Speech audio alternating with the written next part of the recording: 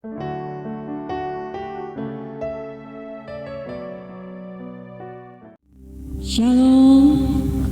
Shalom Bapak Ibu yang dikasihi Tuhan, Jemaat Kunci Daud. Bagaimana kabar saudara pada pagi hari ini?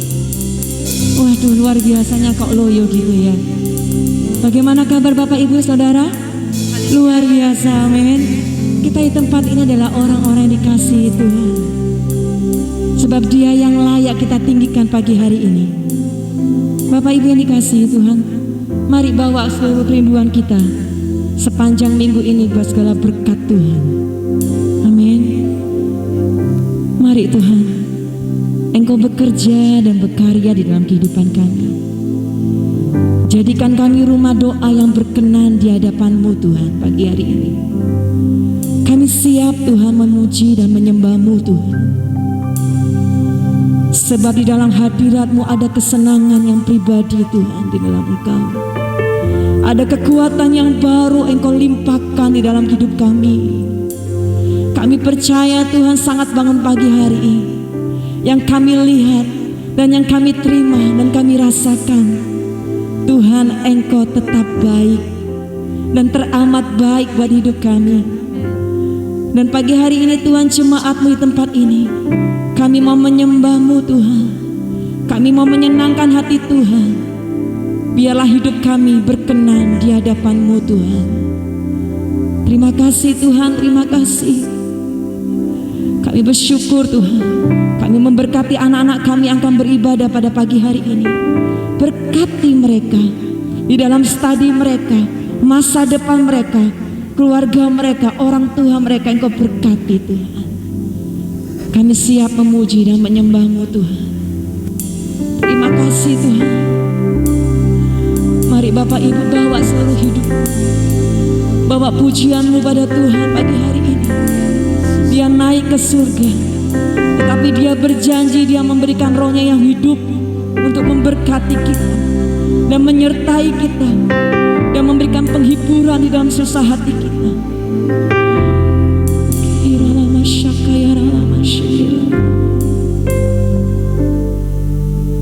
Ku mengasihi-Mu, Yesus, Kau perlindungan bagiku. Kau beriku kemenangan, Kau beriku kemenangan. Ku bersyukur, ku bersyukur padamu. Kami mengasihi Engkau Tuhan pagi hari ini.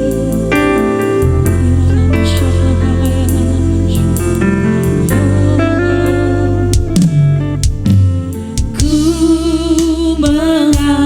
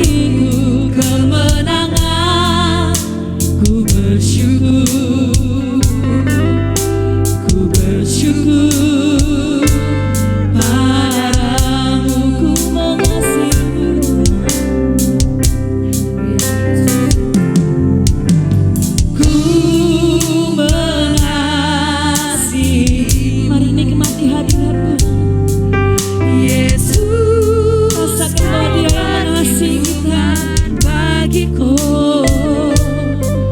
Kau beriku kelepasan, kau beriku kemenangan. Ku bersyukur, ku bersyukur.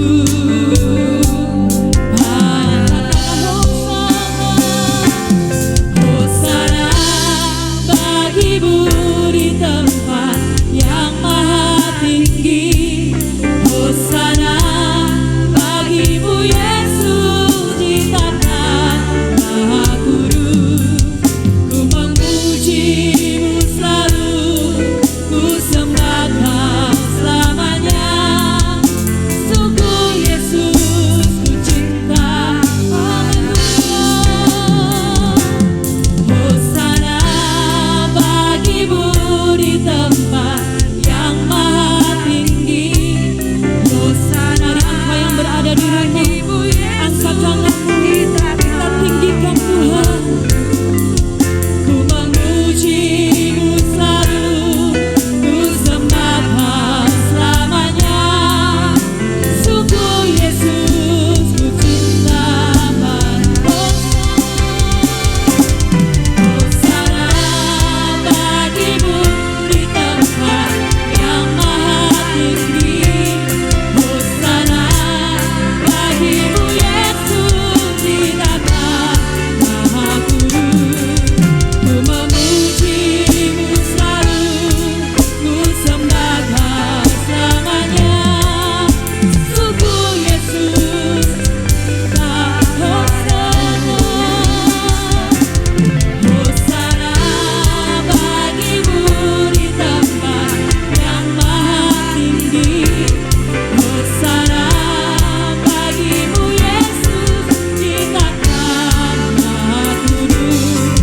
Ku memujimu selalu, ku sembah Kau selamanya.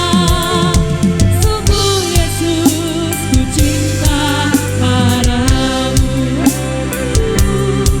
Haleluya.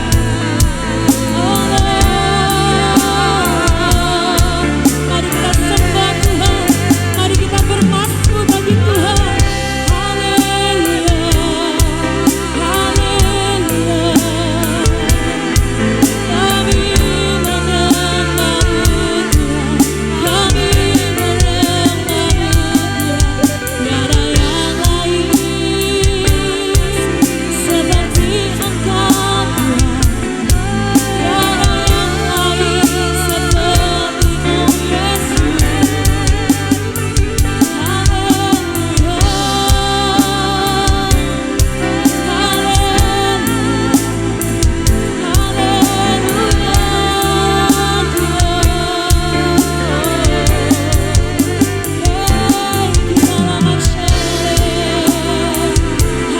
Haleluya, bawalah korban syukur kepada Tuhan, bawalah korban pujian buat Tuhan. Haleluya.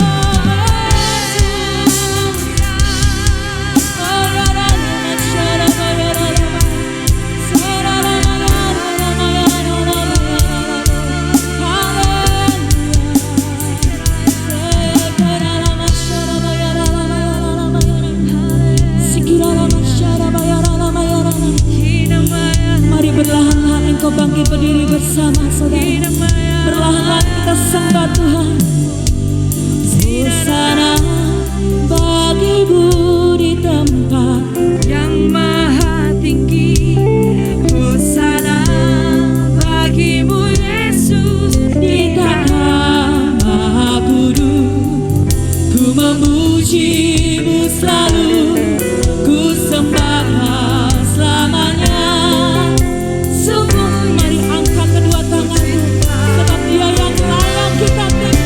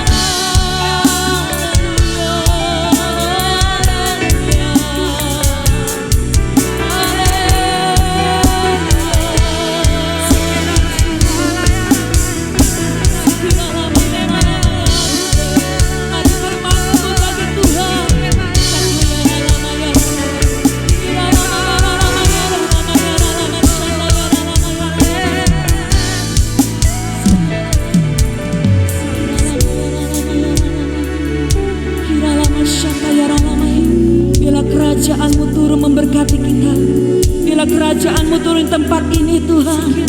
Syakayara lama syerere.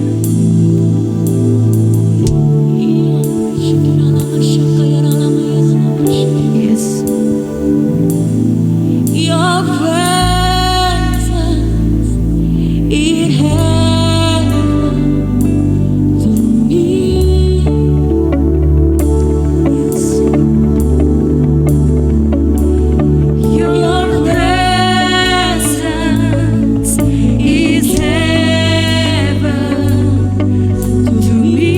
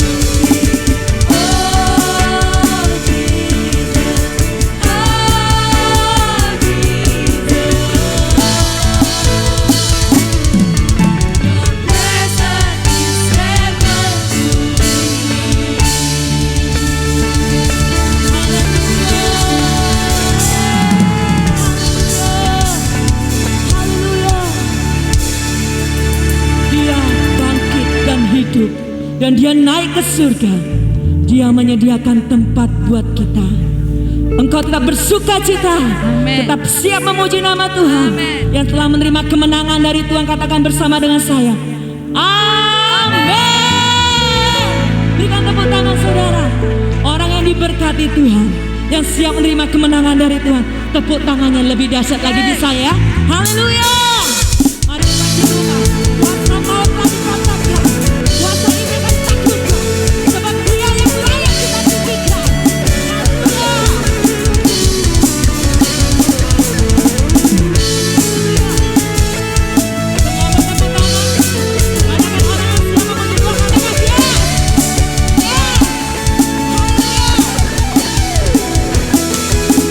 Kuasa maut telah dikalahkan.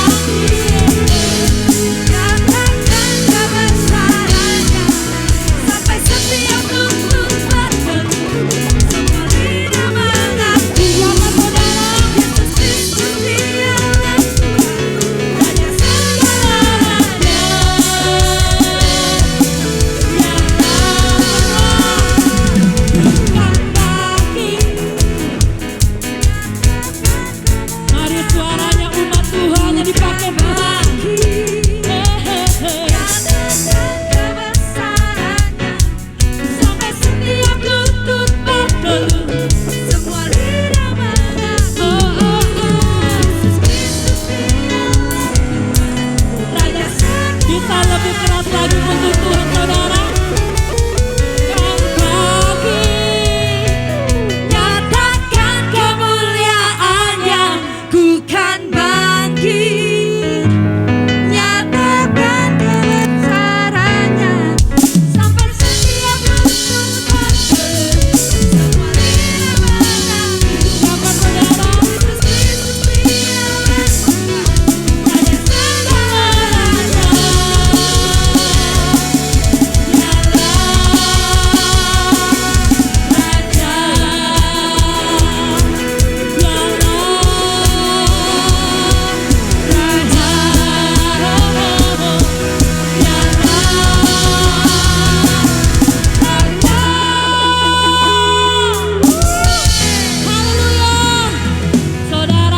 Tuhan katakan, yes, ku kan bangkit, nyatakan kemuliaannya.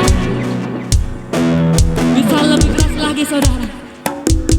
Kebesarannya, sampai setiap lutut berteduh, semua lidah mengaku. Saudara angkat suaramu. Yesus Kristus ialah Tuhan, Raja segala raja.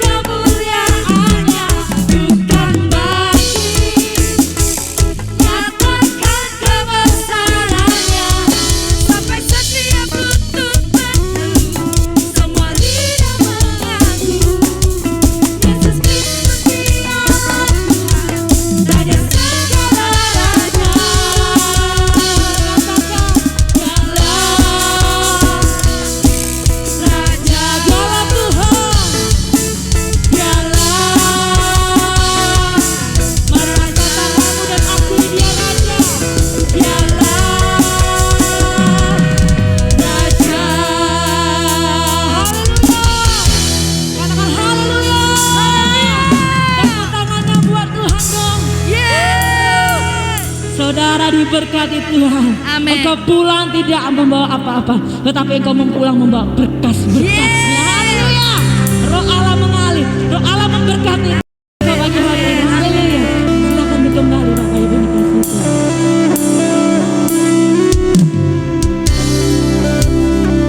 Tetap di dalam penyembahan akan Tuhan. Sebab Tuhan naik ke surga. Dia berjanji memberikan rohnya untuk kita. Haleluya.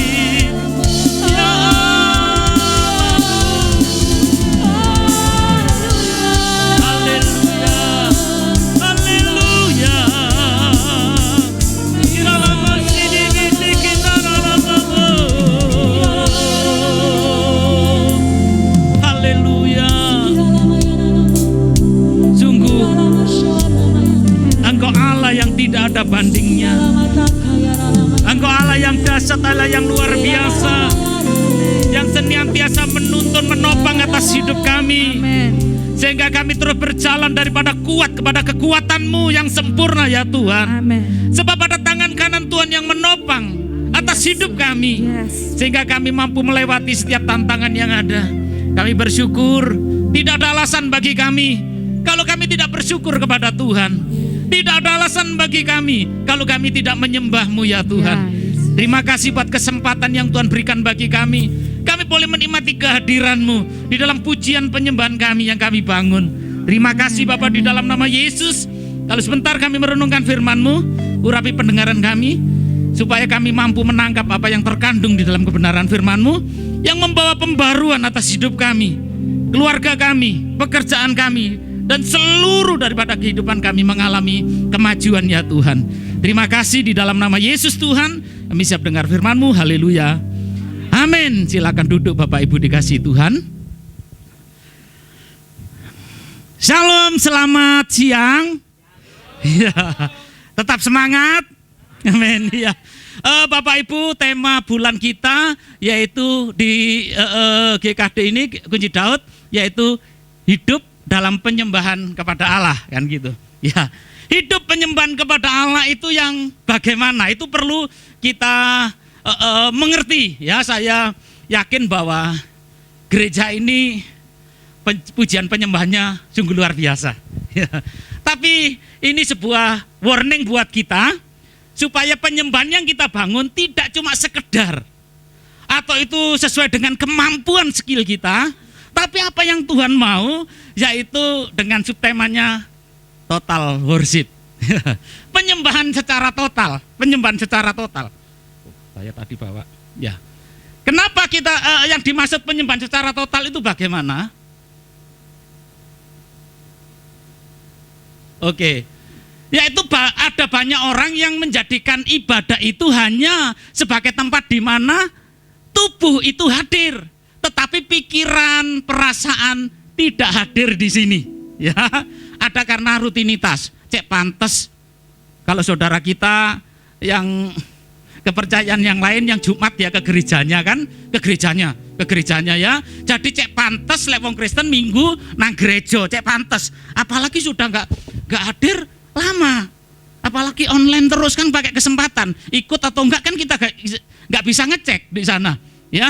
Jadi Bapak Ibu, Tuhan mau bahwa kehadiran kita tidak hanya hadir secara fisik, tapi bagaimana sampai di dalam roh kita boleh memberikan penyembahan kepada Tuhan. Amin.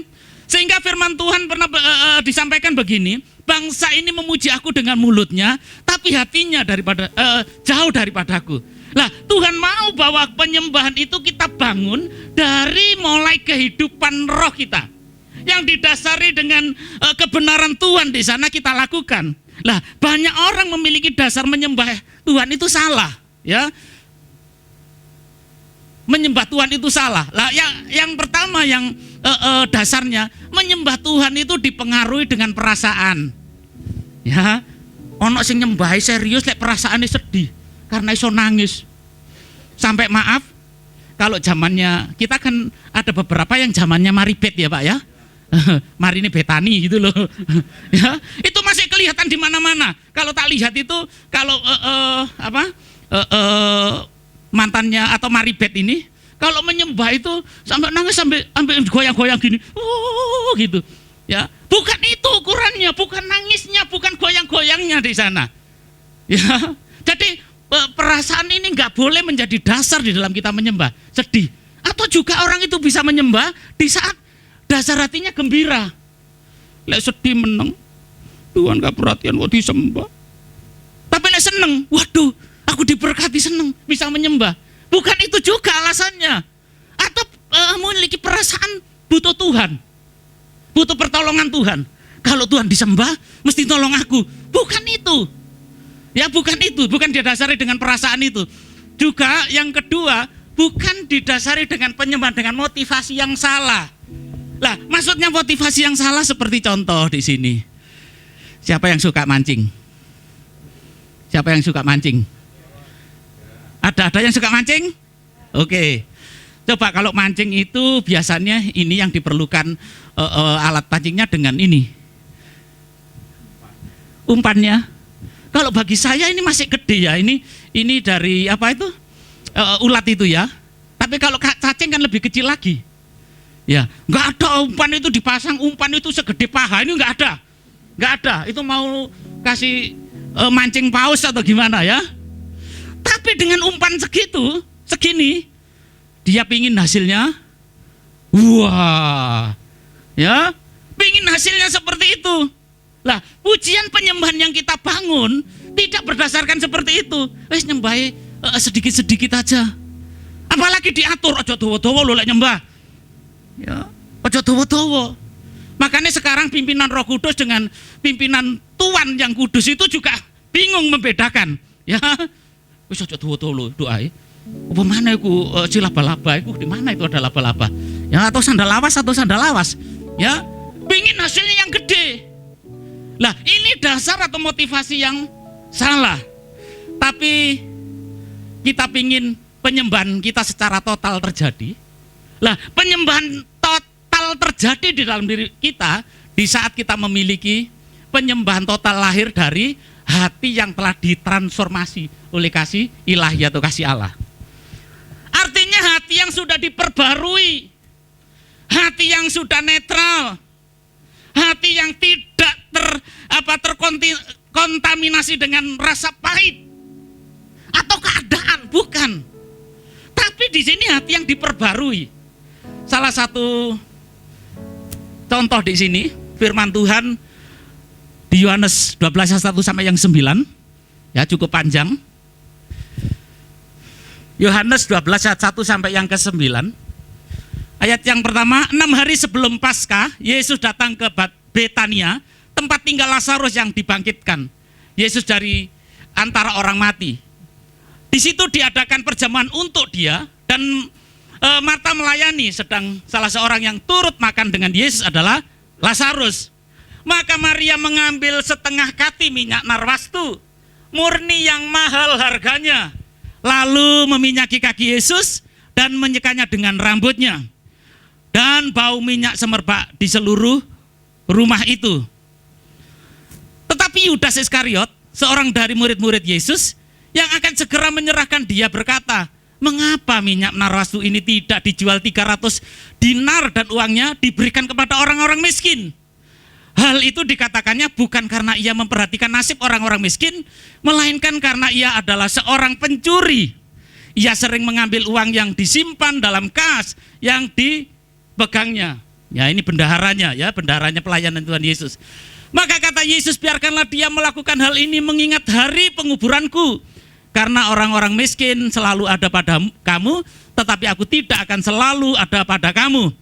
Sejumlah besar orang Yahudi mendengar bahwa Yesus ada di sana, dan mereka datang bukan hanya karena Yesus, melainkan juga untuk melihat Lazarus yang telah dibangkitkannya dari antara orang mati. Bapak Ibu Saudara dikasihi Tuhan, ini suatu gambaran bahwa terutama di dalam kehidupan, siapa tadi yang membawa minyak? Maria, lu baru dibaca kok lupa ya. Maria. Saya ingin tahu, Bapak Ibu pernah beli parfum yang termahal sampai berapa harganya? Sampai berapa? 1 juta? 2 juta? Ada? Paling mahal berapa? Wah, jangan malu, aku pakai parfum ya nggak sampai 100 ribu kok. Ya, oke lah, paling mahal berapa? 500 ribu. Tapi kalau dilihat minyak narwastu tadi, katanya Yudas Iskariot, kalau dijual itu 300. 1 dinar itu upah sehari. 1 dinar upah sehari. Lah, kalau saya ukurannya sekarang itu kuli bangunan, yang ngaduk luluh itu loh, bukan tukangnya.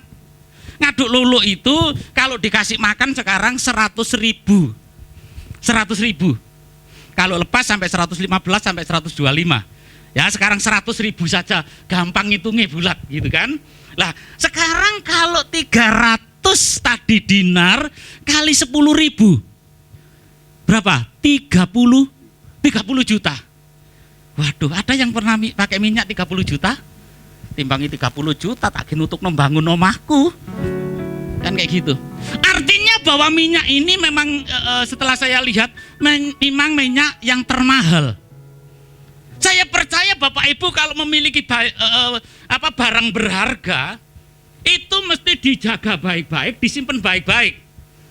Apalagi orang istilahnya itu perhatian sekali ke barangnya gitu. Jangan sampai barangnya yang berharga itu tersentuh oleh orang lain. Ya. Ada kan seperti itu? Saya percaya juga Bapak Ibu di tempat ini memiliki barang berharga. Nggak ada barang berharga itu ditaruh seenaknya di atas meja tamu gitu, nggak ada. Bisa-bisa itu ditaruh di tempat yang khusus. Kalau itu pajangan dibuat almari yang ada kacanya supaya kelihatan bahwa itu memang barang berharga, barang mahal. Lah, Bapak Ibu, inilah sebuah pribadi Maria di sana. Di saat kepada Tuhan, dia memberikan secara total, tidak terpengaruh dengan nilai, tidak terpengaruh dengan harga, tidak terpengaruh dengan kemewahan yang dia miliki. Lah, apa yang menyebabkan Maria ini mengalami seperti itu? Yaitu yang pertama, melihat Lazarus dibangkitkan. Melihat Lazarus dibangkitkan artinya ada mujizat Tuhan. Di saat kita mengerti ada mujizat dalam kehidupan kita, itu sebagai pengalaman pribadi dengan Tuhan dimanapun kita berada, itu yang membuat kita kuat di sana. Kalau kekristenan kita tidak pernah mengalami pengalaman pribadi dengan Tuhan, itu yang akhirnya kita acuh, tidak mengerti.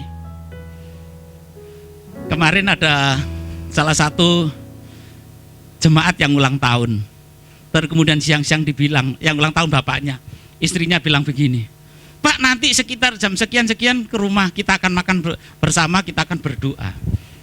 Dan kemudian saya mulai mau berdoa, saya ngomong begini, kira-kira aku mau doa gimana yo? Kalau saya doakan semakin diberkati Tuhan, kayaknya saya salah. Kenapa kok salah? Karena usahanya semakin rame. Pas waktu itu kebetulan berturut-turut hampir 4 minggu, berarti 1 bulan gak ke gereja. Karena apa? Sibuk cari cuan gitu. Sampai tak bilang gini, oh sibuk cari cuan sampai lupa sama yang ngasih cuan dan gitu ya. Terus kalau tak doakan lebih diberkati lagi, kan malah gak ke gereja. Tak doano gini aja yo, biar kamu semakin sergep gitu. Ya gak tahu sergepnya nanti sergep menghilang atau sergep ke gereja gitu kan. Istrinya cuma cengar-cengir gitu saja. Berarti saya salah kalau mendoakan saya, kamu semakin diberkati Tuhan. Semakin diberkati Tuhan, semakin sibuk. Kenapa? Karena tidak mengalami pengalaman pribadi dengan Tuhan. Di saat kita berjumpa dengan kuasa Tuhan, semuanya tidak ada artinya. Hanya Tuhan. Siapa yang gak butuh cuan? Saya butuh, pekerjaan Tuhan juga butuh. Kalau nggak ada itu nggak jalan. Tapi bukan itu yang utama. Ya. Yang kedua, jana Tuhan tidak bisa disamakan dengan harta yang mahal atau dan indah. Tidak bisa disamakan di sana. Karena dia pemiliknya. Dia satu-satunya. Jadi penyembahan kepada Tuhan secara total itu tidak didasari dengan hal-hal lahiriah. Tapi itu dari kehidupan yang diubahkan oleh Tuhan, yang membawa satu kemajuan di dalam diri kita. Di sana. Terus selanjutnya, yang kedua, penyembahan total dan egois tidak dapat berjalan bersama-sama. Jadi penyembahan dan kebutuhan kita, kepentingan diri kita tidak bisa berjalan bersama-sama. Kalau kita lihat kita menyembah kepada Tuhan, secara lahiriah itu rugi. Kita hadir ke tempat ini juga rugi. Kalau secara lahiriah, coba yang sebagai karyawan kalau lembur. Tapi itu tidak bisa berjalan sama-sama. Kita harus bisa membedakan mana prioritas kita. Jadi terjadilah sebuah penyembahan secara total atas diri kita. Di saat kita tidak barengi di sana untuk kebutuhan kita pribadi. Seperti tadi dasar yang salah, pinginnya dengan umpan yang kecil mendapatkan hasil yang besar. Ya. Bukan itu tujuan kita. Di saat kita lakukan dengan segenap hati, Tuhan yang memikirkan kita. Kan salah satu kekosongan Tuhan cuma satu, menyembah. Dia tidak bisa lakukan di sana. Walaupun dia maha kuasa, mau nyembah siapa? Dia yang paling top leadernya kok. Mau menyembah siapa? Jadi di saat kita melakukan bagian kita menyembah di sana, Tuhan akan lakukan yang menjadi bagian kita. Nggak perlu pusing. Di saat kita melakukan yang terbaik untuk Tuhan, pasti Tuhan akan melakukan yang terbaik juga untuk kita. Amin. Amin. Saya percaya, saya lihat jemaat Kunci Daud bukan jemaat yang egois. Jemaat yang loyal, yang perhatian satu dengan yang lain, yang perhatian terhadap orang lain. Itu juga salah satu, yaitu tindakan penyembahan secara total. Berbicara penyembahan itu tidak diukur dengan main musik atau kita nyanyi dengan baik, bukan. Tapi ini merupakan gaya hidup, yaitu yang sesuai dengan apa yang Tuhan mau. Melakukan sesuai apa yang Tuhan mau di sana. Halo? Waduh, kok rasanya tegang. Sorry, saya tidak menghakimi. Ya, tadi saya menghakimi. Ini juga peringatan buat saya. Di saat saya melakukan untuk kepentingan saya tidak akan bisa menikmati. Di akhir-akhir ini Tuhan percayakan agak sepertinya sok sibuk gitu Pak. Ya, hari Kamis kemarin itu, waduh, aku bisa bilang gini, ini latihan ibadah beberapa kali. Kalau saya hitung, walaupun yang beberapa gak terlalu panjang, saya khotbah 4 kali. Habis ibadah di kenaikan Tuhan Yesus di rumah di Bukit Zion itu sampai jam 10 ke gotong royong. Mewakili salah satu gereja yang di Surabaya itu tidak bisa melakukan pemakaman jemaatnya yang di sini. Karena dia gereja besar kan ibadahnya itu berkali-kali nggak bisa. Jadi minta tolong saya yang layani. Jadi khotbahlah di gotong royong. Khotbahlah di makam. Pulang jam 2, mandi, jam 4 berangkat ke Karangploso. Ada salah satu jemaat yang mau buka lapaknya minta didoakan. Lah di sana kasih renungan. Saya bilang, sampai di rumah langsung diem. Karena kata-katanya sudah habis. Kan menurut survei kalau cowok kan 15.000 per kata dalam satu hari. Ya, kalau cewek kan 15.000. Jadi kalau saya pikir tadi lebih dari 5.000. Jadi sampai rumah diem gitu. Diajak ngomong istri sama gini-gini dok. Ya. Tapi itu kalau lakukan menunjukkan bahwa aku hebat. Gak ada kepercayaan lagi. Mari kita lakukan semuanya untuk Tuhan. Lek rasanya capek, ya kroso rasanya. Ya, sampai lapar dikasih makan nasi kotak kan di situ. Kita bawa pulang aja, jangan dimakan di sini. Kenapa? Lagi lapar ini lek regone sakmene nyelelet tok situ. Lek di omah iso ditambah maneh sego.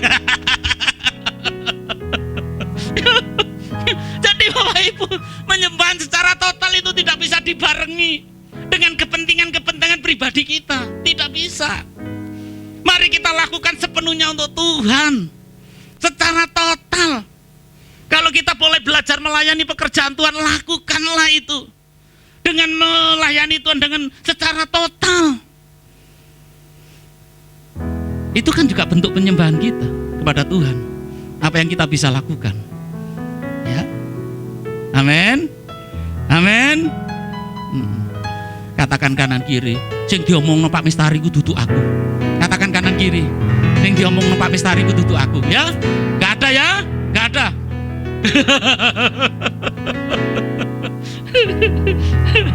Oke, ya. Yohanes 2 ayat 5-6. Mengapa minyak narwastu ini tidak dijual 300 dinar dan uangnya diberikan kepada orang-orang miskin? Hal itu dikatakan bukan karena ia memperhatikan ini Yudas Iskariot, memperhatikan nasib orang-orang miskin, melainkan karena ia adalah seorang pencuri. Ia sering mengambil uang yang disimpan di dalam kas yang dipegangnya. Jadi Bapak Ibu, beda. Marta melakukan tidak dengan egois.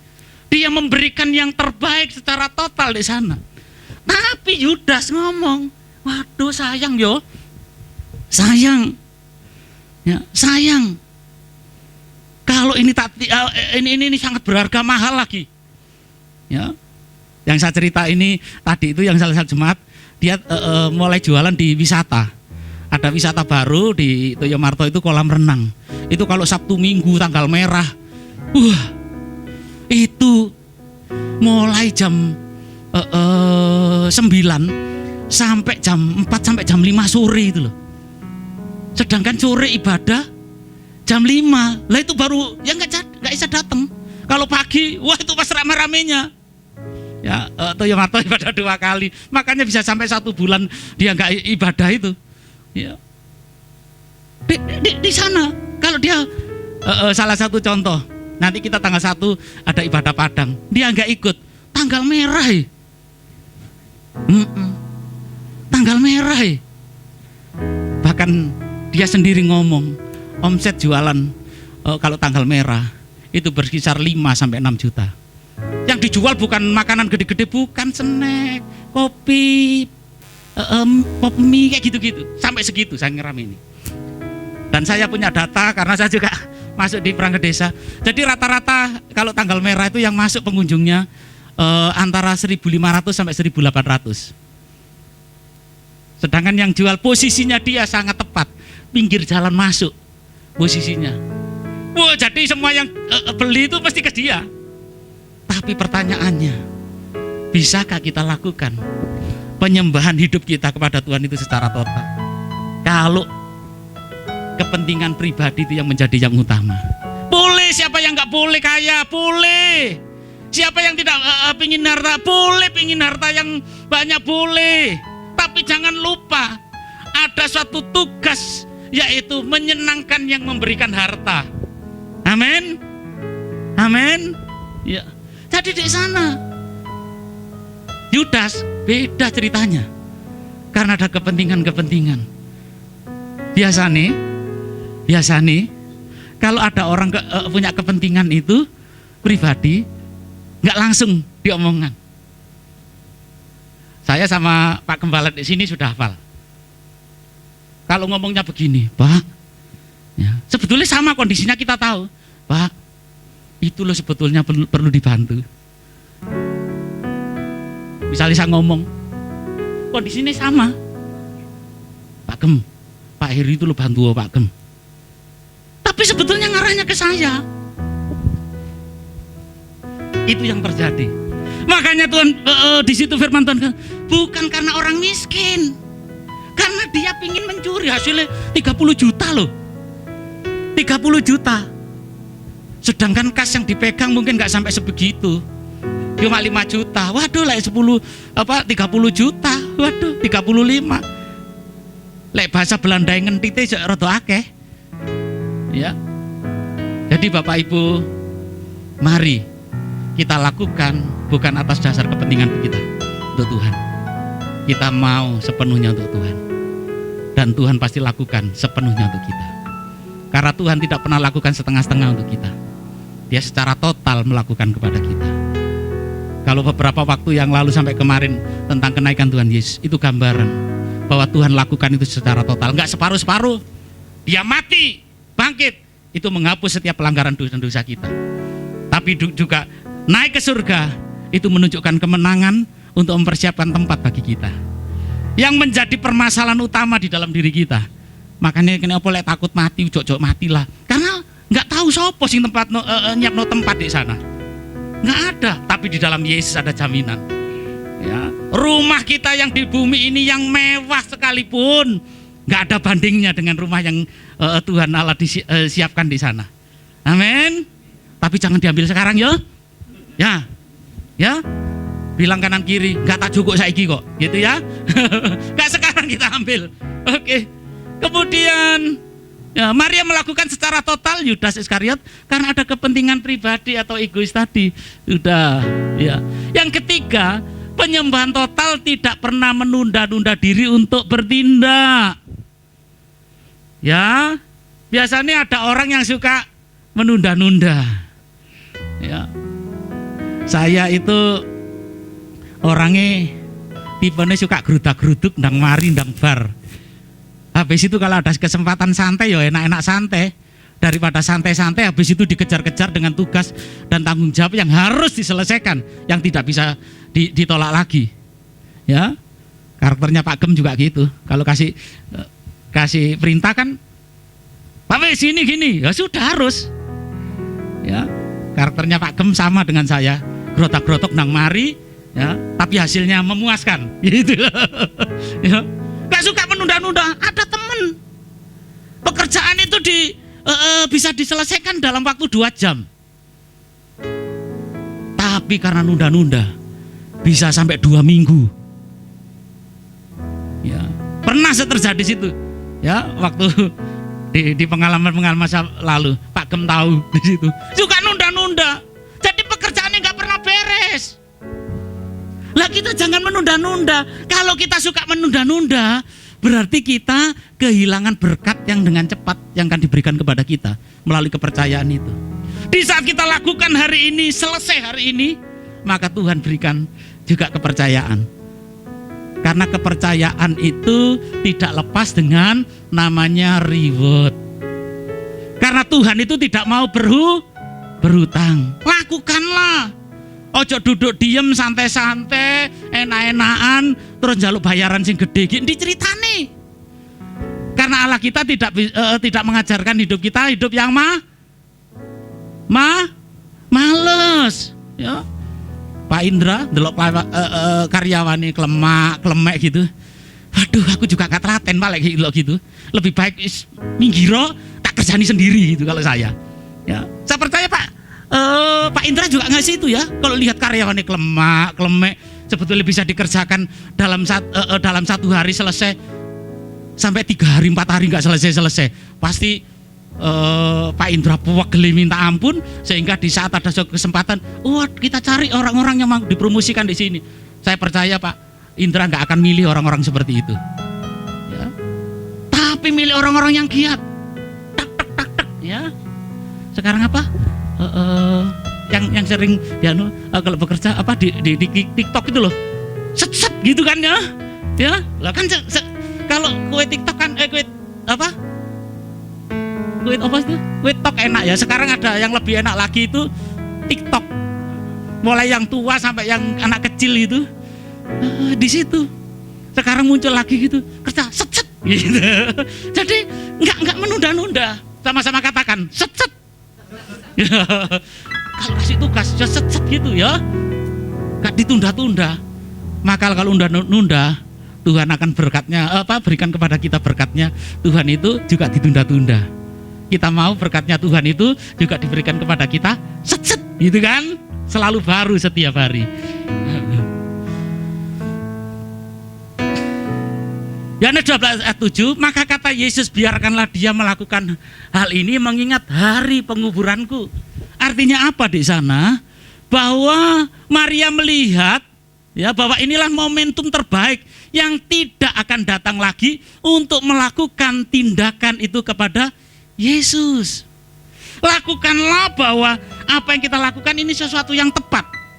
Dan kita harus tanamkan di dalam diri kita, tidak akan terjadi lagi seperti ini. Kalau berbicara momentum itu kan sekali. Kalau ada yang kedua itu juga kayaknya ya nggak mungkin ya. Jadi ini pengalaman yang tidak pernah terlaksana lagi. Harus ditaruh di situ. Lah kita datang kepada Tuhan hari ini juga harus seperti itu. Ini momentum saat ini. Belum tentu minggu depan saya bisa hadir. Dengan alasan mungkin karena bisa juga yang saya ceritakan tadi, rumahnya sudah jadi misalnya, tapi jangan dulu ya. Atau juga sibuk.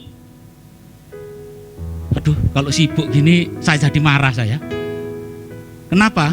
Dipikir kita yang ke gereja ini golongannya orang-orang nganggur, yang gak punya pekerjaan, yang cuma lontang-lantung. Makanya tak bilang kalau ada jemaat, kenapa kamu gak ke gereja kemarin? Waduh Pak, sibuk sekali. Kamu jangan ngomong sembarangan ya.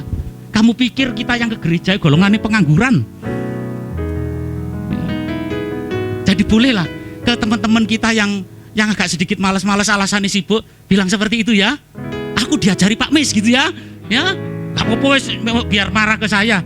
Ya. jadi di sana. Terus lagi ada juga yang ngomong gini, yang ke gereja itu golongannya orang-orang kaya. Loh, tak bilang begini, yang kaya itu belum tentu, tapi mati itu yang pasti. Ya, betul nggak? Kaya belum tentu, tapi mati itu pasti. Makanya Bapak Ibu, jadikanlah hari ini momentum buat kita. Bahwa belum tentu nanti sore, besok lusa, minggu depan bisa kita lakukan. Ya, seperti Maria, tidak menunda-nunda di sana. Yang terakhir di sini, hati yang sudah transformasi itu tidak akan banyak alasan berkata kalau nanti udah besar lah atau sudah sukses, kalau aku mau melayani, ya, baru akan memberikan hidup kepada Kristus, tetapi akan segera melakukan sekarang memiliki gaya hidup yang sepenuhnya. Itu yang kedua, memiliki gaya hidup yang sepenuhnya untuk Tuhan, untuk Tuhan, untuk Tuhan. Ya, tidak suka menunda-nunda buat Tuhan dan pekerjaan Tuhan. Amin. Semangat memberikan hidup untuk Tuhan, dan Tuhan akan lakukan perkara yang lebih lagi. Haleluya. Yuk, saya dibantu. Kita bangkit berdiri. Kita akan lakukan dengan kekuatan Roh Kudus. Seperti janji pada Tuhan Yesus, ya, saat naik ke surga dia akan menurunkan rohnya yang menjadi penolong bagi kita untuk melakukan yang terbaik untuk Tuhan.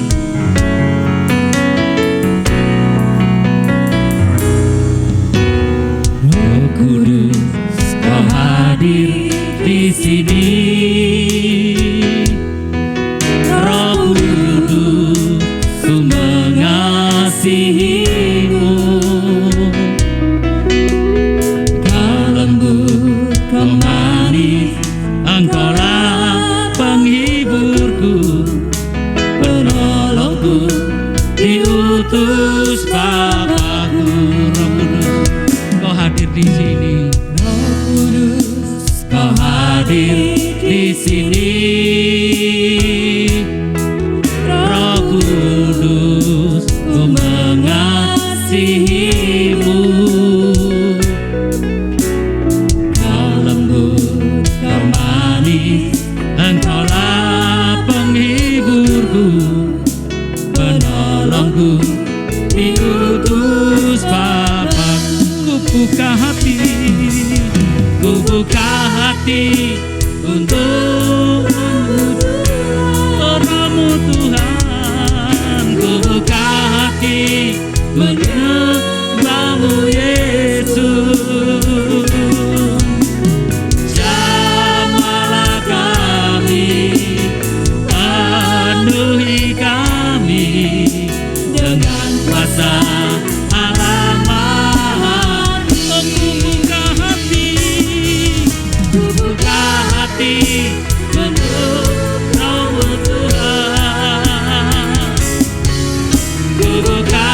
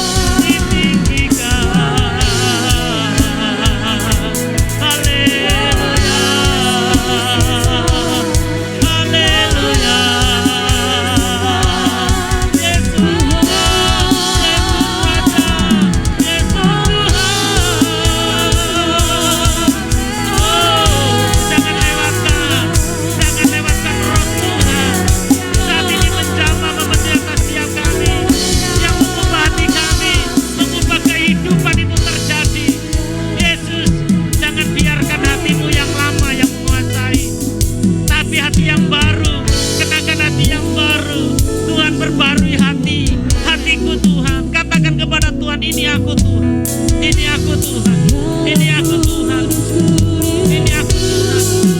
Oh Yesus, Engkau hadir, Roh Kudus-Mu bercerita atas umat-Mu di tempat ini.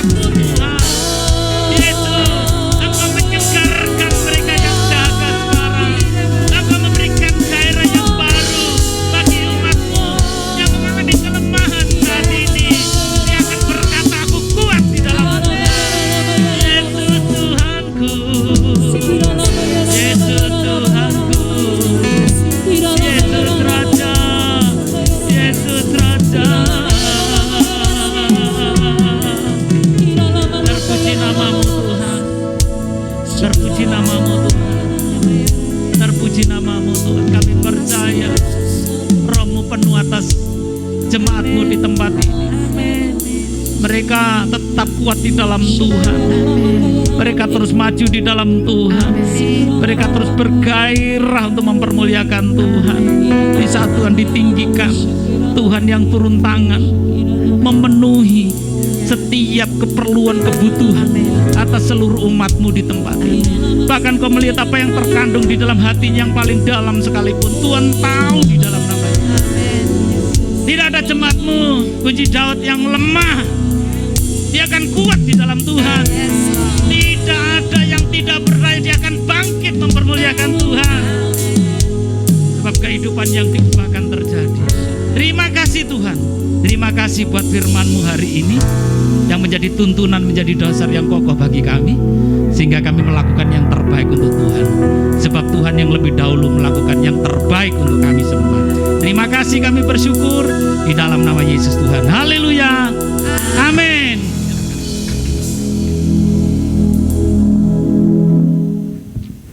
Silakan duduk, kita akan memperhatikan pengumuman. Mari kita angkat kedua tangan kita, supaya membuka pintu. Bila Kau yang buka pintu, tak ada satu pun dapat menutupnya. Bila Kau yang mengangkat aku, tiada yang dapat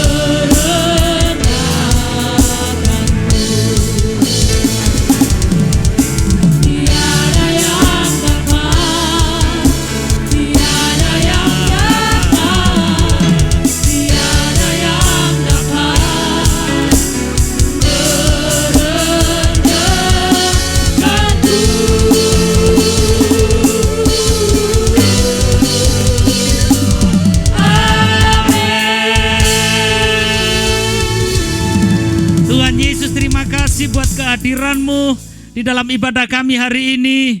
Kami berdoa buat para pelayan-pelayan yang melayani hari ini. Kami percaya bahwa apa yang mereka lakukan Tuhan perhitungkan sebagai kebenaran.